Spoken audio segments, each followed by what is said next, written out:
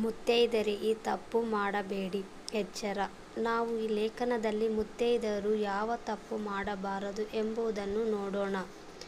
ಹಿಂದೂ ಸಂಪ್ರದಾಯದಲ್ಲಿ ಮದುವೆಯಾದಂತಹ ಪ್ರತಿ ಮಹಿಳೆಗೂ ಮಾಂಗಲ್ಯ ಎನ್ನುವುದು ಬಹಳ ಅಮೂಲ್ಯವಾದ ಆಭರಣವಾಗಿರುತ್ತದೆ.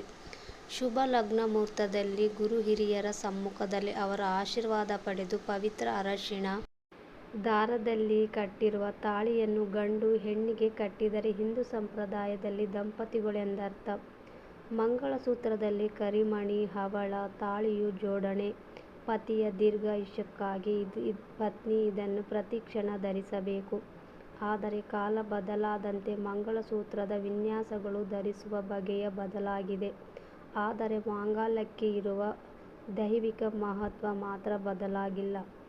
ಇಂತಹ ಮಾಂಗಲ್ಯದ ವಿಷಯದಲ್ಲಿ ಸ್ತ್ರೀಯರು ತಪ್ಪುಗಳನ್ನು ಮಾಡುವುದರಿಂದ ಗಂಡ ಹೆಂಡತಿಯ ಮಧ್ಯೆ ಕಲಹಗಳು ಉಂಟಾಗುತ್ತದೆ, ಬಾಂಧವ್ಯ ಹಳಸುತ್ತದೆ. ಹೆಣ್ಣು ಮಕ್ಕಳು ಯಾವಾಗ ಬೇಕು ಆವಾಗ ಕತ್ತಿನಿಂದ ತಾಳಿಯನ್ನು ಬಿಚ್ಚಿಡುವ ತಪ್ಪನ್ನು ಮಾಡಬಾರದು. ಶುಕ್ರವಾರ ಮತ್ತು ಮಂಗಳವಾರ ತುಂಬ ವಿಶೇಷವಾದ ದಿನಗಳು.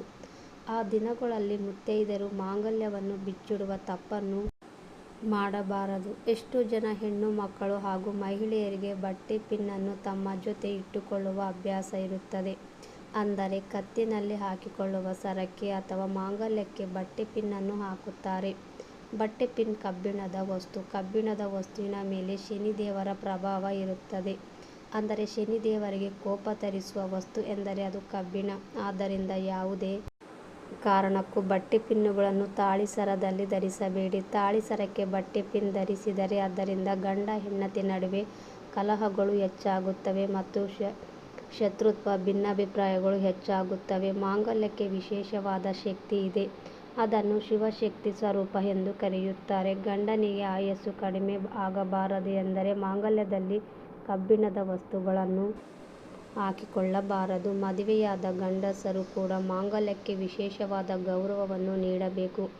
ಅತ್ಯಂತ ಉದ್ದವಾದ ಮಾಂಗಲ್ಯ ಸರವನ್ನು ಹಾಕಿಕೊಳ್ಳಬಾರದು. ಮಾಂಗಲ್ಯ ಸರವು ನಮ್ಮ ಹಣೆಗೆ ತಾಕುವಷ್ಟು ಉದ್ದ ಇರಬೇಕು ಅಷ್ಟೇ. ತಾಳಿಯ ಮುಂಭಾಗಕ್ಕೆ ಅರಶಿನ ಕುಂಕುಮವನ್ನು ಹಚ್ಚಿ ಸುಮ್ಮನಾಗಿ ಬಿಡ್ತೀವಿ. ಅಂದರೆ ತಾಳಿಯ ಹಿಂಭಾಗಕ್ಕೂ ಕೂಡ ಅರಶಿನ ಕುಂಕುಮ ಹಚ್ಚಬೇಕು. ಮಾಂಗಲ್ಯದ ಪಕ್ಕದಲ್ಲಿ ಕರಿಮಣಿಯನ್ನು ಹಾಕುವುದನ್ನು ಬಹಳ ಹಿಂದಿನಿಂದಲೂ ಹಿಂದೂ ಸಂಪ್ರದಾಯದಲ್ಲಿ ಪಾಲಿಸಿಕೊಂಡು ಬಂದಿದ್ದಾರೆ. ಮಾಂಗಲ್ಯ ಪಕ್ಕದಲ್ಲಿ ಕರಿಮಣಿಯನ್ನು ಹಾಕುವುದರಿಂದ ಗಂಡ ಆಯಸ್ಸು ಹೆಚ್ಚಾಗುತ್ತದೆ, ಯಾವುದೇ ತೊಂದರೆಗಳು ಬರುವುದಿಲ್ಲ. ಕೆಲವೊಬ್ಬರು ಎಲ್ಲರಿಗೂ ಕಾಣುವ ಹಾಗೆ ಮಾಂಗಲ್ಯ ಸರವನ್ನು ಹಾಕಿಕೊಳ್ಳುತ್ತಾರೆ. ತಾಳಿಯನ್ನು ಯಾರಿಗೂ ಸಹ ತೋರಿಸಬಾರದು. ಅದನ್ನು ಯಾವಾಗಲೂ ಮರೆಮಾಚಿ ಇಡಬೇಕು. ತಾಳಿಯನ್ನು ಎಲ್ಲರಿಗೂ ತೋರಿಸಿಕೊಂಡು ಓಡಾಡಿದರೆ ದೃಷ್ಟಿ ತಾಕುತ್ತದೆ. ಇದರಿಂದ ಗಂಡ ಹೆಂಡತಿಯ ಮಧ್ಯೆ ಭಿನ್ನಾಭಿಪ್ರಾಯ ಉಂಟಾಗುತ್ತದೆ. ಕರಿಮಣಿಯನ್ನು ಶಿವನಿಗೆ ಹೋಲಿಸುತ್ತಾರೆ. ತಾಳಿಯನ್ನು ಕಟ್ಟುವ ಅರಶಿನದ ದಾರವನ್ನು ಪಾರ್ವತಿಗೆ ಹೋಲಿಸುತ್ತಾರೆ. ಇವೆರಡೂ ಜೊತೆಯಾಗಿ ಹಾಕುವುದರಿಂದ ಶಿವಪಾರ್ವತಿಯರ ಇಬ್ಬರ ಆಶೀರ್ವಾದ ಇರುತ್ತದೆ. ಜೊತೆಗೆ ಅವರ ವೈವಾಹಿಕ ಜೀವನವು ಶಿವಪಾರ್ವತಿಯಂತೆ ಇರಲಿ ಎಂಬ ಉದ್ದೇಶದಿಂದ ಮಾಂಗಲ್ಯದಲ್ಲಿ ಕರಿಮಣಿ ಹಾಕಬೇಕೆನ್ನುತ್ತಾರೆ. ಕರಿಮಣಿಗಳು ಶನಿ ಗ್ರಹದ ಸಂಕೇತವಾಗಿದೆ. ತಾಳಿಯಲ್ಲಿ ಇರುವ ಚಿನ್ನ ಗುರು ತತ್ವವನ್ನು ಹೊಂದಿದೆ. ಶನಿ ಮತ್ತು ಗುರುವಿನ ಪರಸ್ಪರ ಕ್ರಿಯೆ ಸಂತೋಷದ ದಾಂಪತ್ಯ ಜೀವನವನ್ನು ಸೂಚಿಸುತ್ತದೆ. ಕೆಲವರು ತಾಳಿಯ ಪಕ್ಕದಲ್ಲಿ ಕರಿಮಣಿಯನ್ನು ಹಾಕಿಕೊಂಡರೆ ಕಷ್ಟಗಳು ಹೆಚ್ಚಾಗುತ್ತವೆ ಎಂದು ಹೇಳುತ್ತಾರೆ. ಆದರೆ ಸತ್ಯ ಏನೆಂದರೆ ತಾಳಿಯ ಪಕ್ಕದಲ್ಲಿ ಕರಿಮಣಿಯನ್ನು ಹಾಕಿಕೊಳ್ಳಲೇಬೇಕು. ಮಾಂಗಲ್ಯ ಸೂತ್ರವನ್ನು ಧರಿಸುವುದರಿಂದ ರೋಗ ನಿರೋಧಕ ಶಕ್ತಿ ಹೆಚ್ಚುತ್ತದೆ. ದೇಹದಲ್ಲಿ ರಕ್ತದ ಹರಿವನ್ನು ನಿಯಂತ್ರಿಸುತ್ತದೆ. ರಕ್ತ ಒತ್ತಡವನ್ನು ನಿಯಂತ್ರಿಸುತ್ತದೆ. ಮಹಿಳೆಯರ ದೇಹದ ಎದೆಯ ಭಾಗದಲ್ಲಿರುವ ಉಷ್ಣತೆಯನ್ನು ಹೀರಿಕೊಳ್ಳುತ್ತದೆ. ಸ್ನೇಹಿತರೆ, ಈ ಮಾಹಿತಿ ನಿಮಗೆ ಇಷ್ಟವಾಗಿದೆ ಖಂಡಿತವಾಗಿಯೂ ವಿಡಿಯೋಗೆ ಲೈಕ್ ಮಾಡಿ. ಇದೇ ರೀತಿಯ ಹೆಚ್ಚಿನ ವಿಡಿಯೋಗಳಿಗಾಗಿ ನಮ್ಮ ಚಾನಲನ್ನು ತಪ್ಪದೇ ಸಬ್ಸ್ಕ್ರೈಬ್ ಮಾಡಿಕೊಳ್ಳಿ.